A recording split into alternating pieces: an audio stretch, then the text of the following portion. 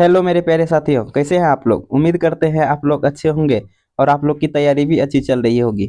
तो दोस्तों, आज हम लेकर आए हैं क्लास 12 बायोलॉजी के टॉप 100 वीवीआई ऑब्जेक्टिव क्वेश्चन, जो कि महामैराथन सीरीज के द्वारा चलाया जा रहा है। इस सीरीज में हम देखेंगे क्लास 12 बायोलॉजी के टॉप 100 क्वेश्चन। चलिए बिना विलंब के क्लास को शुरू करते हैं। देखते हैं हमारा फर्स्ट क्वेश्चन है हमारा, परागकण का निर्माण कहाँ होता है। तो परागकण का निर्माण कहाँ होता है, तो परागकोश में। परागकण का निर्माण कहाँ होता है, परागकोश में। तो यहाँ पे सही जवाब ऑप्शन नंबर बी बिल्कुल सही जवाब हो जाएगा। दोस्तों, इस क्लास में हम टोटल 100 क्वेश्चन को देखेंगे। इस 100 क्वेश्चन में से आपको जिस जिस क्वेश्चन का जवाब पहले से पता हो, तो उसका आंसर आप कमेंट बॉक्स में देते रहेंगे और लास्ट में अपना स्कोर लिख के ही जाएंगे। अगर वीडियो पसंद आए तो वीडियो को लाइक करना ना भूलें, और चैनल पर नए हैं तो चैनल को सब्सक्राइब जरूर करें और अपने दोस्तों के साथ शेयर जरूर करें। चलिए अब देखते हैं अगला प्रश्न है हमारा, द्विगुणित उत्तक है, मतलब द्विगुणित उत्तक कौन सा है, इनमें से द्विगुणित संरचना कौन सा है। तो जो है ना, द्विगुणित संरचना बीजांड बीजांड द्विगुणित संरचना है। तो यहाँ पे सही जवाब ऑप्शन नंबर सी बिल्कुल सही जवाब हो जाएगा। अब देखते हैं अगला प्रश्न है हमारा, दोहरा निषेचन किसमें पाया जाता है। तो दोहरा निषेचन किसमें पाया जाता है, तो एंजियोस्पर्म में दोहरा निषेचन पाया जाता है। तो यहाँ पे सही जवाब ऑप्शन नंबर डी बिल्कुल सही जवाब हो जाएगा। अब देखते हैं अगला प्रश्न है हमारा, परागकण के बाद कौन सा भाग बीज बनता है। तो परागकण के बाद कौन सा भाग बीज बनता है, तो बीजांड बीजांड से बीज का निर्माण होता है। तो यहाँ पे सही जवाब ऑप्शन नंबर बी बिल्कुल सही जवाब हो जाएगा। अब देखते हैं अगला प्रश्न है हमारा, एंटीमोफिली में परागकण किसके द्वारा होता है। तो एंटीमोफिली में परागकण कीट के द्वारा होता है। तो यहाँ पे सही आंसर ऑप्शन नंबर सी बिल्कुल सही जवाब हो जाएगा। आप लोगों का ऑप्शन सी नंबर बिल्कुल सही जवाब हो जाएगा। अब देखते हैं अगला प्रश्न है हमारा, मानव शुक्राणु की पूंछ का कार्य क्या है। तो मानव शुक्राणु की पूंछ का कार्य क्या है, तो यह जो है ना, शुक्राणु को गति प्रदान करता है। तो यहाँ पे सही जवाब ऑप्शन नंबर बी बिल्कुल सही जवाब हो जाएगा। अब देखते हैं अगला प्रश्न है हमारा, टेस्टोस्टेरोन हार्मोन स्रावित किससे होता है। तो टेस्टोस्टेरोन हार्मोन जो है ना, लेडिंग कोशिका से स्रावित होता है। तो यहाँ पे सही जवाब ऑप्शन नंबर बी सही जवाब हो जाएगा। दोस्तों, आप अपना आंसर कमेंट बॉक्स में देते रहेंगे। अब देखते हैं अगला प्रश्न है हमारा, गर्भावस्था की अवधि लगभग कितनी होती है। तो गर्भावस्था की अवधि लगभग 280 दिन होती है। तो यहाँ पे सही जवाब ऑप्शन नंबर सी बिल्कुल सही जवाब हो जाएगा।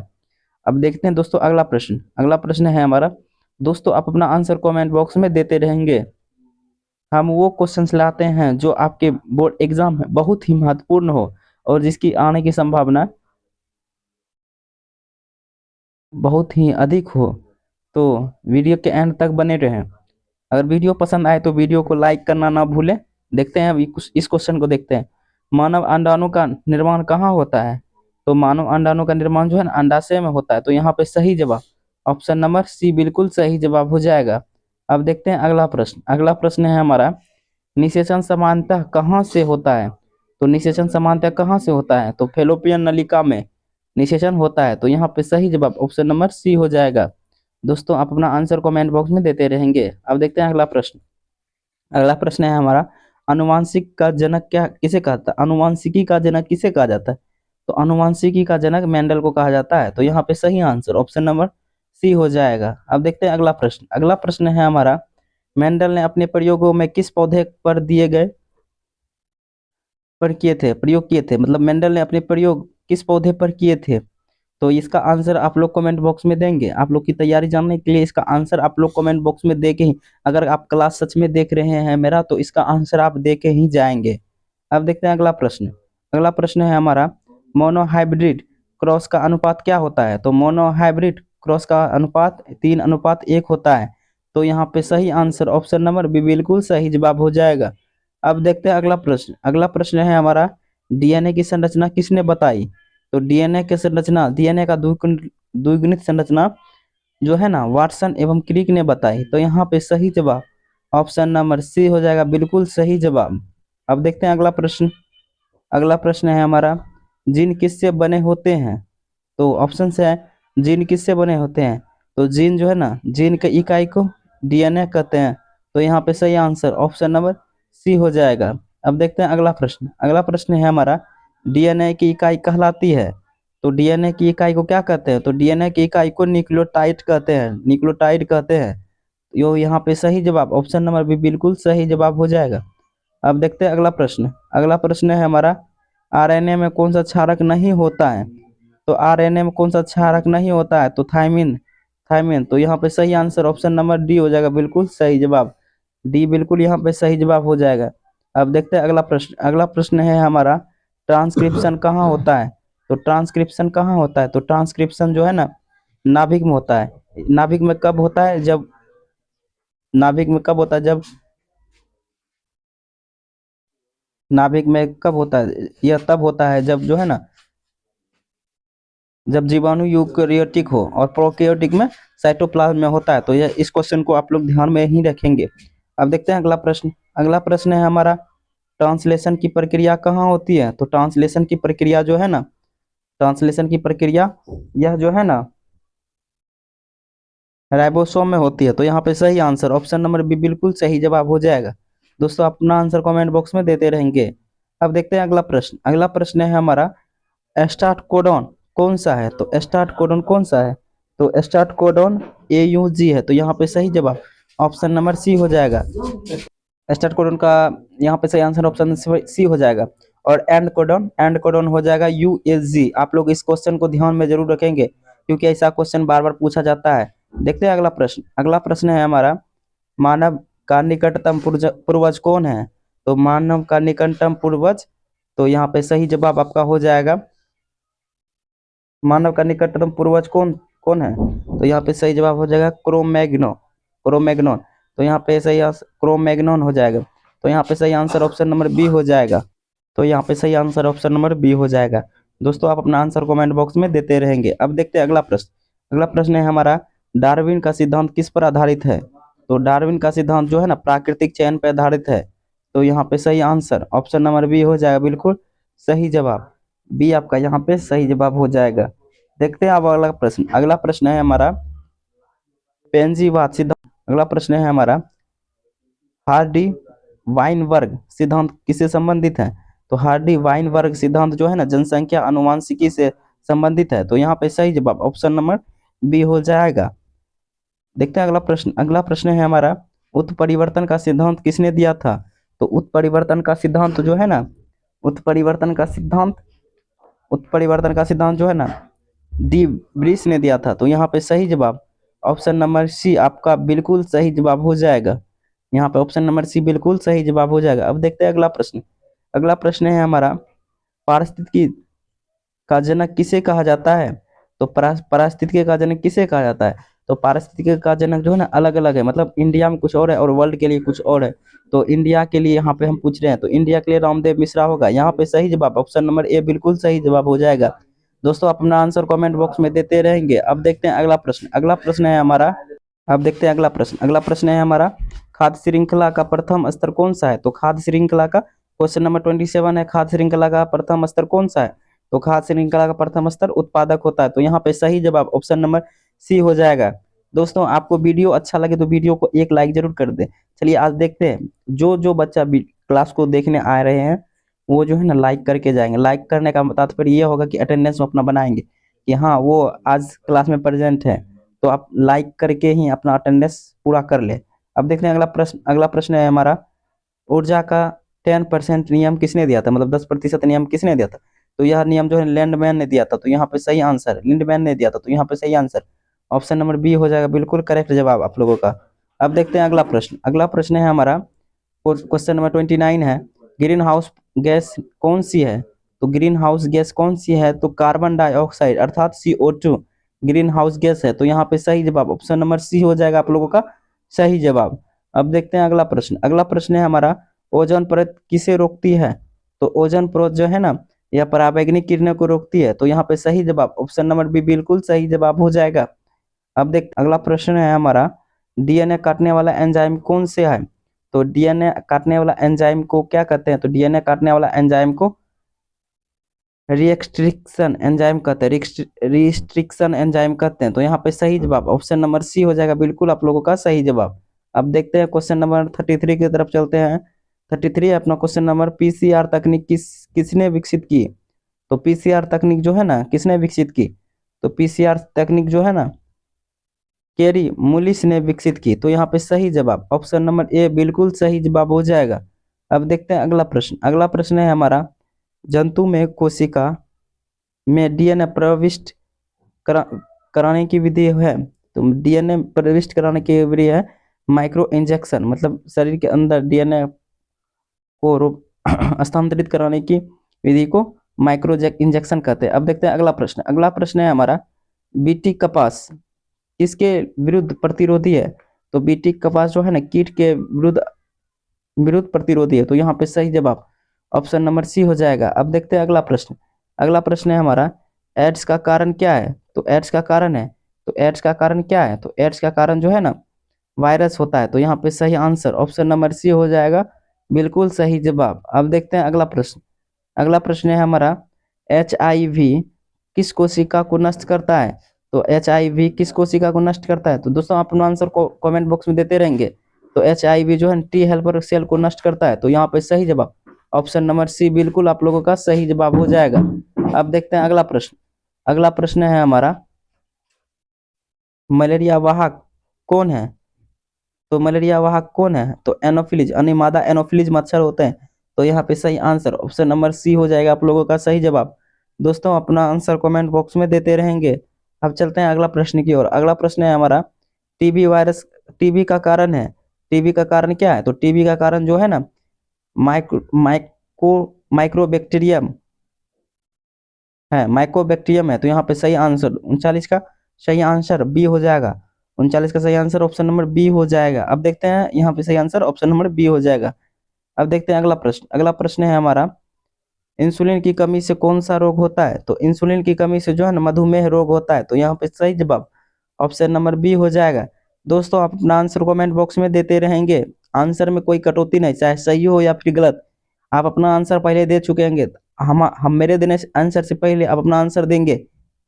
अब देखते हैं अगला प्रश्न। अगला प्रश्न है हमारा, प्लाज्मिड का उपयोग किस रूप में होता है। तो प्लाज्मिड का उपयोग जो है ना, वेक्टर के रूप में होता है। तो यहाँ पे सही जवाब ऑप्शन नंबर बी हो जाएगा। अब देखते हैं अगला प्रश्न। अगला प्रश्न है हमारा, डीएनए के टुकड़े को जोड़ने वाला एंजाइम को क्या कहते हैं। तो डीएनए के टुकड़े को जोड़ने वाला एंजाइम को लाइगेज कहते हैं। तो यहाँ पे सही जवाब ऑप्शन नंबर बी हो जाएगा आप लोगों का सही जवाब।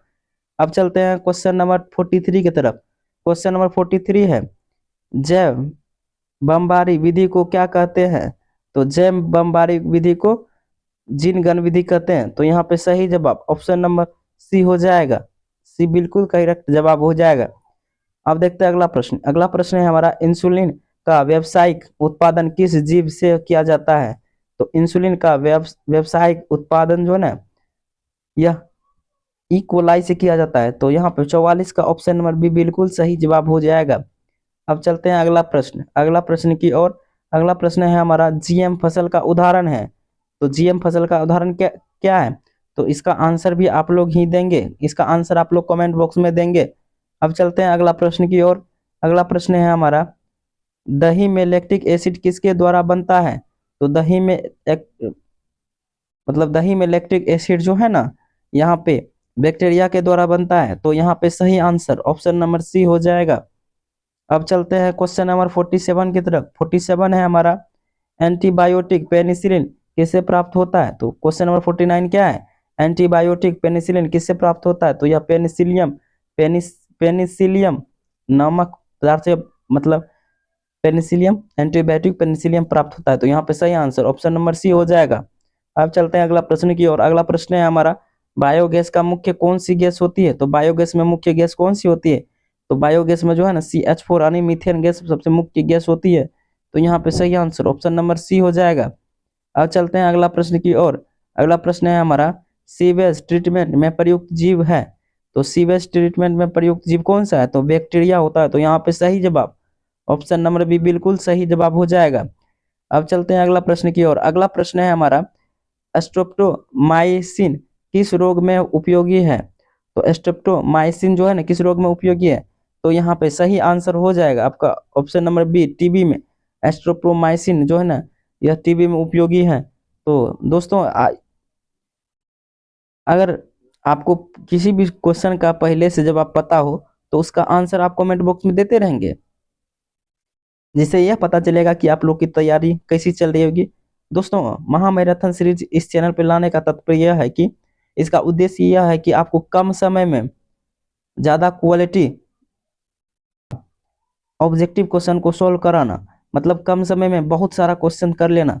वीडियो को लाइक कर लें और चैनल पर नए हैं चैनल को सब्सक्राइब कर लें और कमेंट बॉक्स में अपना फीडबैक जरूर दें। चलिए देखते हैं अगला प्रश्न। अगला प्रश्न है हमारा उत्पादकों का उदाहरण है। तो उत्पादकों का उदाहरण क्या है, तो उत्पादकों का उदाहरण यहाँ पे अब देखते हैं अगला प्रश्न। अगला प्रश्न है हमारा उत्पादकों का उदाहरण क्या है, तो उत्पादकों का उदाहरण हरा पौधा है। तो यहाँ पे सही आंसर ऑप्शन नंबर सी हो जाएगा। अब देखते हैं अगला प्रश्न। अगला प्रश्न है हमारा पारिस्थितिकी तंत्र में अपघटक कौन है। तो पारिस्थितिकी तंत्र में अपघटक कौन है, तो पारिस्थितिकी तंत्र में अपघटक जो है ना यहाँ पे सही जवाब हो जाएगा बैक्टीरिया होते हैं, जैसे कवक, बैक्टीरिया, ये सब अपघटक होते हैं। देखते हैं अगला प्रश्न। अगला प्रश्न है हमारा जैव विविधता का सर्वाधिक स्तर कहाँ पाया जाता है। तो जैव विविधता का सर्वाधिक स्तर उष्णकटिबंधीय वर्षावन में पाया जाता है। तो यहाँ पे सही जवाब ऑप्शन नंबर सी हो जाएगा। अब चलते हैं अगला प्रश्न की ओर। अगला प्रश्न है हमारा ऊर्जा पिरामिड सदैव कैसा होता है। तो ऊर्जा पिरामिड सदा सीधा होता है, जो कि एक दिशीय होता है। तो यहाँ पे सही जवाब ऑप्शन नंबर बी हो जाएगा। अब चलते हैं अगले प्रश्न की ओर। अगला प्रश्न है हमारा पारिस्थितिकी का जनक कौन है। तो यह क्वेश्चन रिपीटेड है। तो पारिस्थितिकी का जनक कौन है, तो रामदेव मिश्रा है। तो यहाँ पे ये इंडिया के लिए पूछा जा रहा है, पूछ रहे हैं हम आपसे। अब यहाँ पे सही जवाब ऑप्शन नंबर बी बिल्कुल सही जवाब हो जाएगा।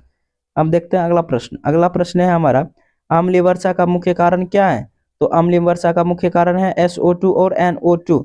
तो यहाँ पे सही जवाब ऑप्शन नंबर बी बिल्कुल सही जवाब हो जाएगा। अब देखते हैं अगला प्रश्न। अगला प्रश्न है हमारा ओजोन परत का क्षय किससे होता है। तो ओजोन परत का क्षय जो है ना CFC यानी क्लोरोफ्लोरोकार्बन से होता है। तो यहाँ पे सही जवाब ऑप्शन नंबर ए बिल्कुल सही जवाब हो जाएगा। अब चलते हैं अगला प्रश्न की ओर। अगला प्रश्न है हमारा जैविक खेती में प्रयोग होता है। तो जैविक खेती में प्रयोग होता है, तो जैविक खेती में उर्वरक का प्रयोग किया जाता है। तो यहाँ पे सही जवाब ऑप्शन नंबर बी हो जाएगा, बिल्कुल सही जवाब। अब देखते हैं अगला प्रश्न। अगला प्रश्न है हमारा ग्रीन हाउस प्रभाव से क्या होता है।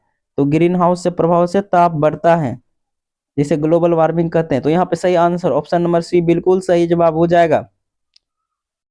अब देखते हैं अगला प्रश्न। अगला प्रश्न है हमारा ठोस अपशिष्ट प्रबंधन का सर्वोत्तम तरीका है। तो ठोस अपशिष्ट प्रबंधन का सर्वोत्तम तरीका पुनर्चक्रण है। तो यहाँ पे सही आंसर ऑप्शन नंबर सी हो जाएगा। अब देखते हैं अगला प्रश्न। अगला प्रश्न है हमारा मानव का निकटतम जीवित रिश्तेदार कौन सा है, रिश्तेदार कौन है। तो मानव का निकटतम जीवित रिश्तेदार जो है ना चिंपैंजी होता है। तो यहाँ पे सही जवाब ऑप्शन नंबर बी बिल्कुल सही जवाब हो जाएगा। दोस्तों अपना आंसर कमेंट बॉक्स में देते रहेंगे। अब देखते हैं अगला प्रश्न। अगला प्रश्न है हमारा अर्जित लक्षणों का सिद्धांत किसने दिया था। तो अर्जित लक्षणों का सिद्धांत किसने दिया था, तो अभी पीछे अर्जित लक्षणों का सिद्धांत डार्विन ने दिया था। यहाँ पे सही जवाब, तो यहाँ पे सही जवाब हो जाएगा आप लोगों का, सॉरी यहाँ पे सही जवाब हो जाएगा, मिस्टेक हो गया। अर्जित लक्षणों का सिद्धांत किसने दिया था, तो लेमार्क ने अर्जित लक्षणों का सिद्धांत दिया था। तो यहाँ पे सही जवाब ऑप्शन नंबर बी हो जाएगा। अब देखते हैं अगला प्रश्न। अगला प्रश्न है हमारा उत्परिवर्तन का सिद्धांत किसने दिया था, तो डी ब्रिस ने दिया था। तो ये क्वेश्चन रिपीटेड हो गया यहाँ पे। तो यहाँ पे सही जवाब ऑप्शन नंबर सी हो जाएगा। अब देखते हैं अगला प्रश्न। अगला प्रश्न है हमारा क्रोमैग्नो मानव का पहचान क्या थी। तो क्रोमैग्नो मानव का पहचान जो है ना गुफा चित्र थी। तो यहाँ पे सही जवाब ऑप्शन नंबर बी हो जाएगा। अब देखते हैं अगला प्रश्न। अगला प्रश्न है हमारा प्रश्न नंबर 65 जवा मानव की कपाल क्षमता है। तो जवान मानव की कपाल क्षमता 900 सीसी है। तो यहाँ पे सही आंसर ऑप्शन नंबर सी हो जाएगा, बिल्कुल सही जवाब। अब चलते हैं अगला प्रश्न की ओर। अगला प्रश्न है हमारा जीन की वैकल्पिक अवस्था कहलाती है। तो जीन की वैकल्पिक अवस्था क्या कहलाती है, तो जीन की वैकल्पिक अवस्था एलील कहलाती है। तो यहाँ पे सही जवाब ऑप्शन नंबर बी बिल्कुल सही जवाब हो जाएगा। अब देखते हैं अगला प्रश्न। अगला प्रश्न है हमारा ब्लड ग्रुप ABO का आनुवांशिक नियंत्रण है। तो AB नियंत्रण करता है, तो ये इसका जो है नियंत्रण बहु एलील करता है। तो यहाँ पे सही आंसर ऑप्शन नंबर सी हो जाएगा। अब चलते हैं नेक्स्ट प्रश्न की ओर। अगला प्रश्न है हमारा प्रश्न नंबर 68। 68 है हमारा हीमोफीलिया है। हीमोफीलिया क्या है? तो ये हीमोफीलिया एक्स लिंक्ड है। तो यहाँ पे सही आंसर ऑप्शन नंबर सी हो जाएगा सही जवाब आप लोगों का। दोस्तों, हीमोफीलिया के बारे में आप दो तीन शब्द जो है ना कमेंट बॉक्स में लिखेंगे। अगर ये वीडियो सच में आप देख रहे हैं तो उसके बारे में दो तीन शब्द आप लिखेंगे, उसके बारे में दो तीन शब्द लिख के ही जाएंगे कमेंट बॉक्स में। अब देखते हैं अगला प्रश्न। अगला प्रश्न है हमारा डीएनए प्राकृतिक किस चरण में होती है? तो डीएनए प्रकृति जो है ना एस फेज में होती है। तो यहाँ पे सही जवाब ऑप्शन नंबर बी हो जाएगा। अब देखते हैं अगला प्रश्न। अगला प्रश्न है हमारा ओकाज़की खंड बनाते हैं। तो ओकाज़की खंड जो है ना लेगिंग स्ट्रैंड बनाते हैं। तो यहाँ पे सही आंसर ऑप्शन नंबर बी बिल्कुल सही जवाब हो जाएगा आप लोगों का। ऑप्शन नंबर बी बिल्कुल सही जवाब हो जाएगा। अब देखते हैं अगला क्वेश्चन। प्रश्न नंबर 71। 71 है हमारा मलेरिया परजीवी का नाम है। तो मलेरिया परजीवी का नाम है तो प्लाज्मोडियम। तो यहाँ पे सही जवाब ऑप्शन नंबर बी बिल्कुल सही जवाब हो जाएगा। अब देखते हैं अगला प्रश्न। अगला प्रश्न है हमारा डेंगू फैलाने वाला मच्छर है। तो डेंगू फैलाने वाला मच्छर, ये भी क्वेश्चन रिपीटेड हो गया। तो इसका जवाब आप लोग कमेंट बॉक्स में देखे जाएंगे। अब देखते हैं अगला प्रश्न। अगला प्रश्न है हमारा कैंसर किसके कारण होता है? तो यहाँ पे कैंसर जो है ना और नियंत्रण कोशिका मतलब कोशिका विभाजन से होते हैं, मतलब कोशिका बढ़ जाते हैं। तो यहाँ पे सही जवाब ऑप्शन नंबर बी बिल्कुल सही जवाब हो जाएगा। अब देखते हैं अगला प्रश्न। अगला प्रश्न है हमारा टीकाकरण से उत्पन्न होती है। तो टीकाकरण से क्या उत्पन्न होती है? तो कृत्रिम सक्रिय प्रतिरक्षा उत्पन्न होती है। तो यहाँ पे सही जवाब ऑप्शन नंबर बी हो जाएगा। अब देखते हैं अगला प्रश्न। अगला प्रश्न है हमारा एड्स की पुष्टि किससे होती है? तो एड्स की पुष्टि जो है ना इलिसा से होती है। इलिसा से होती है। तो यहाँ पे सही जवाब ऑप्शन नंबर बी हो जाएगा बिल्कुल सही जवाब। अब देखते हैं अगला प्रश्न। अगला प्रश्न है हमारा परागकण की बाहरी परत कहलाती है। तो परागकण की बाहरी परत को एक्साइन कहते हैं। तो यहाँ पे सही जवाब ऑप्शन नंबर बी हो जाएगा आप लोगों का सही जवाब। अब देखते हैं अगला प्रश्न। अगला प्रश्न है हमारा भ्रूण कोश में कुल कितने कोशिकाएं होती है? तो भ्रूण कोश में कितनी कोशिकाएं होती है? 7 कोशिकाएं होती हैं। और केंद्र कितना होते हैं, मतलब भ्रूण कोश में केंद्र कितने होते हैं? तो इसका जवाब आप लोग कमेंट बॉक्स में देंगे ही। तो यहाँ पे सही जवाब इसका ऑप्शन नंबर सी हो जाएगा। अब देखते हैं अगला प्रश्न। अगला प्रश्न है हमारा एंडोस्पर्म सामान्यतः होते हैं। तो एंडोस्पर्म सामान्यतः त्रिगुणितीय होते हैं। तो यहाँ पे सही जवाब ऑप्शन नंबर बी बिल्कुल सही जवाब हो जाएगा। अब देखते हैं अगला प्रश्न। अगला प्रश्न की ओर चलते हैं हम लोग। अगला प्रश्न है हमारा प्रश्न नंबर 79। 79 प्रश्न है हमारा मानव में निषेचन कहाँ होता है? तो मानव में निषेचन कहाँ होता है? मानव में जो है ना निषेचन, मानव में निषेचन कैसा होता है? तो आंतरिक निषेचन होता है। तो यहाँ पर सही जवाब ऑप्शन नंबर बी हो जाएगा बिल्कुल सही जवाब। अब देखते हैं अगला प्रश्न। अगला प्रश्न है हमारा गर्भनाल क्या जोड़ती है? तो गर्भनाल जो है ना यहाँ पे इसका सही जवाब हो जाएगा भ्रूण और अपरा को जोड़ती है। तो यहाँ पे सही जवाब ऑप्शन नंबर बी हो जाएगा। अब देखते हैं अगला प्रश्न। अगला प्रश्न है हमारा जलकुंभी कहलाती है। तो जलकुंभी जो है ना जलीय जलीय जंगली घास कहलाती है। तो यहाँ पे सही जवाब ऑप्शन नंबर सी बिल्कुल सही जवाब हो जाएगा। अब देखते हैं अगला प्रश्न। और जलकुंभी के बारे में एक बात, इसे जो है ना बंगाल का आतंक भी कहा जाता है। तो ये क्वेश्चन को आप लोग ध्यान में रखेंगे। बंगाल का आतंक किसे कहा जाता है? तो जलकुंभी को कहा जाता है बंगाल का आतंक। ये क्वेश्चन पीवाईक्यू है और बहुत बार पूछा गया है। अब देखते हैं अगला प्रश्न। अगला प्रश्न है हमारा एनिमोफिली में परागकण होता है। तो एनिमोफिली में परागकण वायु के द्वारा होता है। तो यहाँ पे सही आंसर ऑप्शन नंबर सी हो जाएगा। अब देखते हैं अगला प्रश्न। अगला प्रश्न है हमारा एंटीमोफिली में एंटोमोफिली संबंधित है। तो एंटीमोफिली संबंधित है। तो एंटीमोफिली संबंधित किससे है? तो यहाँ पे सही जवाब ऑप्शन नंबर सी हो जाएगा। इसका हम सबका बताते हैं, इससे एक ऑब्जेक्टिव जरूर आता है। तो यहाँ पे जल के द्वारा परागकण को हाइड्रोफिली कहते हैं, वायु के द्वारा परागकण को एनिमोफिली कहते हैं, और कीट के द्वारा परागकण को एंटीमोफिली कहते हैं, और चमगादड़ के द्वारा परागकण को क्रिप्टोफिली कहते हैं। तो यहाँ पे सही जवाब ऑप्शन नंबर सी हो जाएगा। अब देखते हैं अगला प्रश्न। अगला प्रश्न है हमारा चमगादड़ द्वारा परागकण कहलाता है। तो चमगादड़ द्वारा परागकण कहलाता है क्रिप्टोफिलिक कहलाता है। तो यहाँ पे सही जवाब ऑप्शन नंबर सी हो जाएगा।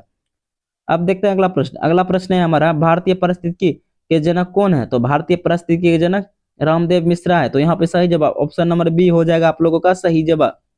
अब देखते हैं अगला प्रश्न। अगला प्रश्न है हमारा समवर्ती अंक का उदाहरण है? तो समवर्ती अंक का उदाहरण कौन सा है? तो यहाँ पे समवर्ती अंक का उदाहरण चमगादड़ और पक्षी है, चमगादड़ और पक्षी है। तो यहाँ पे सही आंसर ऑप्शन नंबर डी बिल्कुल सही जवाब हो जाएगा। अब देखते हैं अगला प्रश्न। अगला प्रश्न है हमारा हार्डी वाइनबर्ग सिद्धांत किससे संबंधित है? यह जनसंख्या अनुवांशिकी से। यहाँ पे ऑप्शन नंबर बी हो जाएगा। ये पीछे भी क्वेश्चन अभी हो चुका है। अब देखते हैं अगला प्रश्न। अगला प्रश्न है हमारा माइक्रो इंजेक्शन का उपयोग होता है। तो माइक्रो इंजेक्शन का उपयोग किसके लिए किया जाता है? तो माइक्रो इंजेक्शन का उपयोग जो है ना, माइक्रो इंजेक्शन का उपयोग यहाँ पे पादप कोशिका के लिए किया जाता है। तो यहाँ पे सही जवाब ऑप्शन नंबर ए हो जाएगा, बिल्कुल सही जवाब। अब देखते हैं अगला प्रश्न। अगला प्रश्न है हमारा डीएनए में क्षारकों की संख्या होती है। तो डीएनए में क्षारकों की संख्या 4 होती है। तो यहाँ पे सही जवाब ऑप्शन नंबर सी हो जाएगा। अब देखते हैं अगला प्रश्न। अगला प्रश्न है हमारा आरएनए में शर्करा होती है। तो आरएनए में जो है ना राइबोस शर्करा होती है। तो यहाँ पे सही आंसर ऑप्शन नंबर बी बिल्कुल सही जवाब हो जाएगा। अब देखते हैं अगला प्रश्न। अगला प्रश्न है हमारा ट्रांसक्रिप्शन का उत्पाद है। ट्रांसक्रिप्शन का उत्पाद क्या है? तो एमआरएनए है। तो यहाँ पे सही जवाब ऑप्शन नंबर बी हो जाएगा। अब देखते हैं अगला प्रश्न। अगला प्रश्न है हमारा स्टॉप कोडन कौन सा है? तो स्टॉप कोडन जो है ना GUA होता है। तो यहाँ पर ऑप्शन गलत दिया गया है, GUA होता है, GUA होता है। तो देखते हैं अब नेक्स्ट क्वेश्चन। नेक्स्ट क्वेश्चन है हमारा अपरा का कार्य है। तो अपरा का कार्य क्या है? तो गैस का विनिमय, पोषण प्रदान करना, अपशिष्ट निष्कासन, उसके बाद उपरोक्त में सभी। तो यहाँ पे सही जवाब ऑप्शन नंबर डी बिल्कुल सही जवाब हो जाएगा, उपरोक्त में सभी। अब देखते हैं अगला प्रश्न। अगला प्रश्न है हमारा माइटोसिस होता है।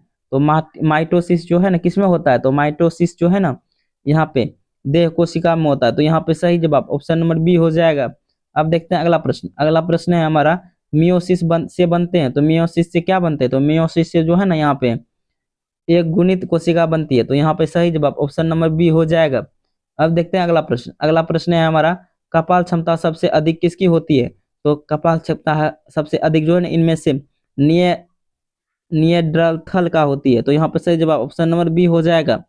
अब देखते हैं नेक्स्ट प्रश्न। नेक्स्ट प्रश्न है प्रश्न नंबर 97। तो यहाँ पे प्रागैतिहासिक गुफा चित्र किसने बनाए हैं? तो यह जो है ना क्रोमैग्नो ने बनाया। तो यहाँ पे सही जवाब ऑप्शन नंबर बी हो जाएगा। अब देखते हैं अगला प्रश्न। अगला प्रश्न है हमारा प्राकृतिक चयन का सिद्धांत किसने दिया? तो प्राकृतिक चयन का सिद्धांत डार्विन ने दिया था। तो यहाँ पे सही जवाब ऑप्शन नंबर बी हो जाएगा। अब देखते हैं अगला प्रश्न। प्रश्न नंबर 99 प्रश्न नंबर है जैव विविधता का संरक्षण का हॉटस्पॉट है। तो यह जो है ना पश्चिमी घाट में है। तो यहाँ पे सही जवाब ऑप्शन नंबर बी हो जाएगा, बिल्कुल सही जवाब। अब देखते हैं अगला प्रश्न। अगला प्रश्न है हमारा जो कि हमारा इस सीरीज का सबसे लास्ट क्वेश्चन है। इसका आंसर आप लोग कमेंट बॉक्स में दे के जाएंगे। यही था हमारा मैराथन सीरीज का टॉप 100 वायरल क्वेश्चन। आशा करता हूँ कि आपको ये क्वेश्चन अच्छे से आते होंगे। अगर नहीं भी आते हो तो इसका आंसर आप लोग देख लीजिएगा, जो कि 100% सही बताया गया है। अगर इसमें से कोई भी मिस हो तो उसके लिए शेयर चाहते हैं उसके उसके बारे में आप कमेंट बॉक्स में लिख सकते हैं। तो मिलते हैं अगले वीडियो में। अगर वीडियो अच्छी लगी हो तो वीडियो को लाइक कर लें। अगर चैनल पर नए हैं तो चैनल को सब्सक्राइब कर लें, ताकि हमारा अगला महामैराथन सीरीज का टॉप क्वेश्चंस आपके फोन में नोटिफिकेशन दें अगले वीडियो में। तब तक के लिए बने रहें हमारे साथ, स्वस्थ रहें, खुश रहें, मस्त रहें और पढ़ते रहें। जय हिंद, जय भारत, धन्यवाद।